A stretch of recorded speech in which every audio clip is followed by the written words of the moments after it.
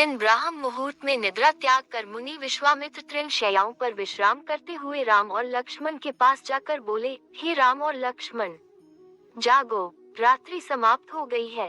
कुछ ही काल में प्राची में भगवान भुवन भास्कर उदित होने वाले हैं।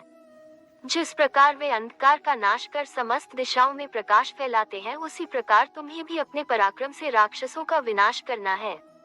नित्य कर्म से निवृत्त हो, संध्या उपासना करो, अग्निहोत्र आदि से देवताओं को प्रसन्न करो, आलस्य को त्यागो और शीघ्र उठ जाओ, क्योंकि अब सोने का समय नहीं है। गुरु की आज्ञा प्राप्त होते ही दोनों भाइयों ने शैया त्याग दिया और नित्य कर्म एवं स्नान ध्यान आदि से निवृत्त होकर मुनिवर के साथ गंगा तट की ओर चल दिए।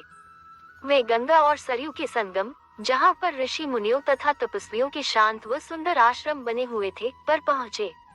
एक अत्यधिक सुंदर आश्रम को देखकर रामचंद्र ने गुरु विश्वामित्र से पूछा, हे गुरुवर, यह परम रमणीक आश्रम किन महर्षि का निवास स्थान है? राम के प्रश्न के उत्तर में ऋषि विश्वामित्र ने बताया, हे राम, यह एक विशेष आश्रम है।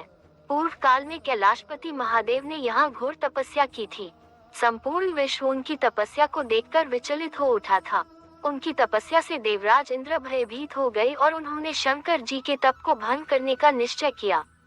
इस कार्य के लिए उन्होंने कामदेव को नियुक्त कर दिया। भगवान शिव पर कामदेव ने एक के बाद एक कई बाण छोड़े, जिससे उनकी तपस्या में बाधा पड़ी। क्रोध होकर महादेव ने अपना तीसरा नेत्र खोल दिया। उस तीसरे नेत्र की तेजोमयी ज्वाला से जलकर कामदेव भस्म हो गए। देवता होने के कारण कामदेव की मृत्यु नहीं हुई, केवल शरीर ही नष्ट हुआ। इस प्रकार अंग नष्ट हो जाने के कारण उसका नाम अनंग हो गया और इस स्थान का नाम अंगदेश पड़ गया।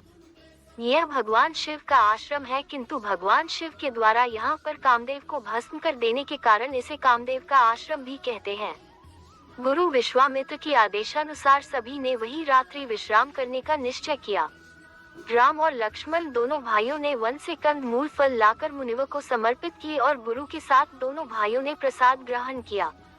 तत्पश्चात स्नान, संध्या उपासना आदि से निवृत्त होकर राम और लक्ष्मण गुरु विश्वामित्र से अनेक प्रकार की कथाएं तथा धार्मिक प्रवचन सुनते रहे। अंत में गुरु की यथोचित सेवा करने के पश्चात आज्ञा पाकर वे परम पवित्र गायत्री मंत्र का जाप करते हुए तृण शैयाओं पर जा विश्राम करने लगे।